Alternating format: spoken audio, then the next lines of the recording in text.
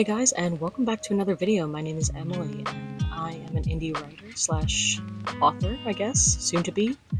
I'm also a model photographer and a digital artist, but right now I'm just mostly focusing on my writing.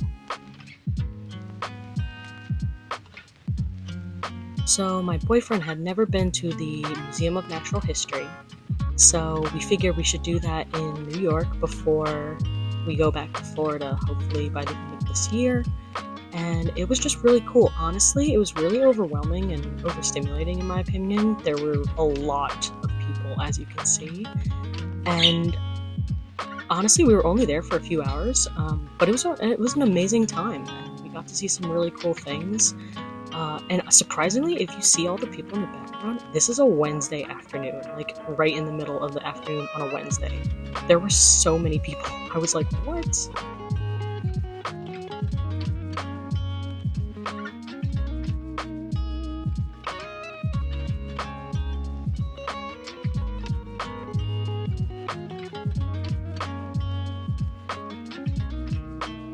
The Hall of Rocks and Minerals was definitely our favorite, A, because there was way less people, and B, just it was really cool seeing all the different minerals. I have this weird thing where I kind of want to eat them, low-key, but they're just really pretty regardless. And Grand Central is so beautiful too, not gonna lie.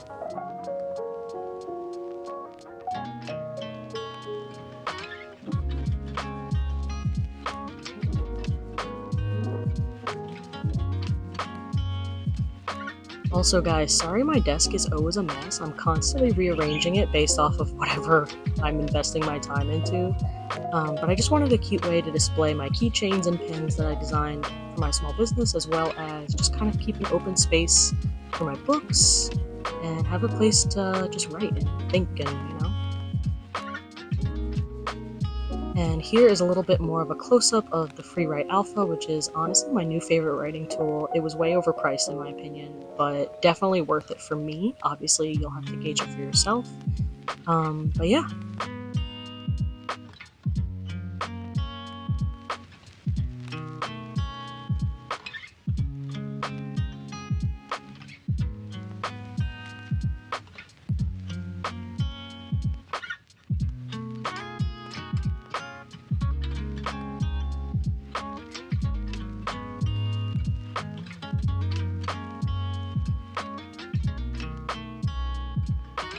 So currently these are honestly the only paperbacks that I own, which is The Weight of Wishes by Tori Weed, which recently came out February 25th, I believe. It's number 2 on my TBR, which I'm going to do a video on later.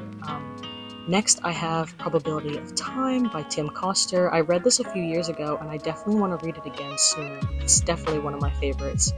And it's actually the book that got me back into reading, and just books overall, so definitely holds a place in my heart.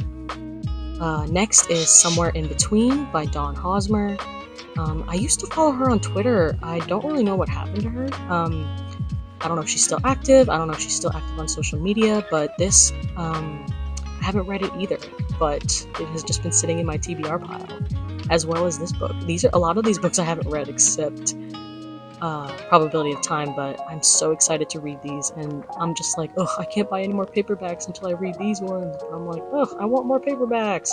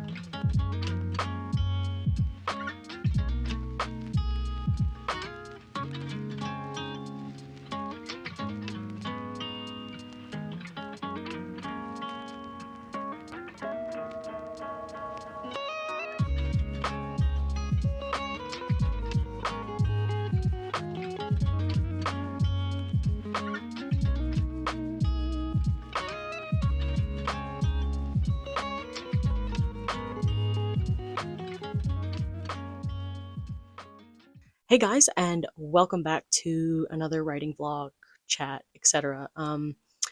So, oh my god, I don't even know where to start. Ooh, I feel like I'm gonna fall. Um, I am currently sitting on like a really wobbly stool right now, so if I fall, that's just gonna happen. So I'm about 6,500 words into my work in progress novel, Swan of the Night, and I'm super excited with the direction that it's going in. My main character just met the second or side main character, um, and all the feelings, all the good stuff. Um, but yeah, so my work in progress is called Swan of the Night. It is a dark romance slash thriller, lust and violence, let's just say, and it's about a college professor named Jim. And he is a very problematic dude, honestly. Like, he's the type of guy that you wouldn't think is problematic. He kind of parades around like he's not, I wouldn't say normal, but like he's just your average Joe Schmo kind of guy, but he's actually super toxic and he's actually super problematic. And the reason why I wrote him like that is because I just love writing problematic characters, and I love writing characters that are true to life in a way, or that are realistic, human, flawed, etc. I love that. Also, why won't this go down? But you know what? Whatever. I'm rolling with it. Anyways, so Jim is a very problematic dude. Elise, on the other hand, who's the side character and his love interest, um, she's not problematic. She is very straight with her communication. She's very straight with who she is, her whole vibe, consent, all that good stuff. She's very sure of herself, and she's not cocky, but she's confident. She's like very like empowered, if that makes any sense. And obviously, women empowerment mixed with toxic masculine traits can obviously clash. And that's kind of like a little bit that I'm going to share about my work in progress. Um, yeah, lust and violence. Lust and violence. Um, yeah, I'm not going to spoil anything. Not gonna lie, I'm just really happy that I surpassed 5K words. I honestly didn't think it was gonna happen. Just because like I do shift around so much, and just because I don't know, I just tend to doubt myself a lot. But anyways, so I'm like 6.5 thousand. It's funny, I honestly told myself I'd never be one of the types of people that like bought one of these mini mics, but I hate to say it, they're so convenient, so they're so worth it. So I have about half of the book outlined and like fully outlined. And then I think I maybe have up to like act 2.5. Let's just say that. Fully outlined. I think I'm going to write up until that point, and then I'm going to shift, finish the outline, and then for like the second half of the book, obviously. And then I'm going to obviously continue writing it and hopefully finish the first draft.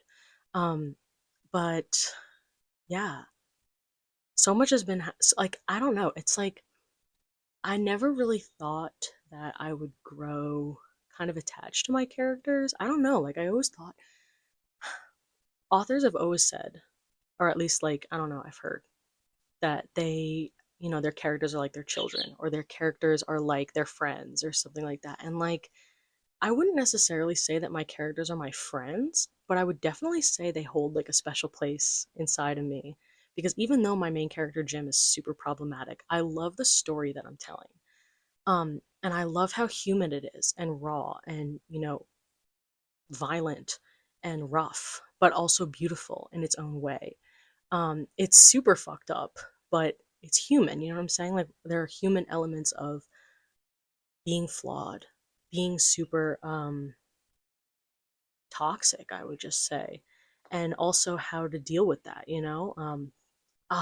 God, there's so much about this book that I want to share with you guys that I just really can't, because if I share too much, I'll ruin it. I'm an enabler, and I'm also well, not an actual enabler. I'm like, it's like, oh, you want that book? Go buy it. Even if you have a giant pile of books on your TBR, buy the book. Anyways, yeah, I really just don't want to spoil it. I'll say too much. I'm a huge blabbermouth, as you know on this channel. I talk all the time. Um, but yeah, I really can't say anymore, because if I do, I'll ruin it, and I'll end up ruining my entire book. So yeah. But anyways, problematic characters are important, and here's why. Because I feel like so people eat romance novels like it's fucking cocaine. I swear to God. And maybe that's just me, that maybe that's just my own hot take. And there's nothing wrong with that, you know? Like if you like romance, like cozy, cute, everything's la la land, romance novels, that's totally fine. Like I ain't judging you. Like you can read whatever the fuck you want to read. But at the same time, I feel like there's such a huge market for romance novels that are like that, to the point where like they get very unrealistic. And that's just my own personal opinion.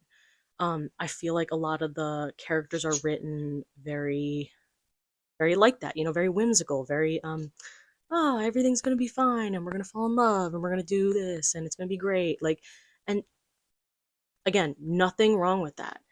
But for me personally, because I'm a super fucked up person and I know it, I just love writing fucked up characters, and I love writing characters that have flaws, and that have issues, like deep issues, trauma, you know what I'm saying? And I don't want to delve too much into that trauma with my characters, because obviously I want that it's not going to be up to the reader.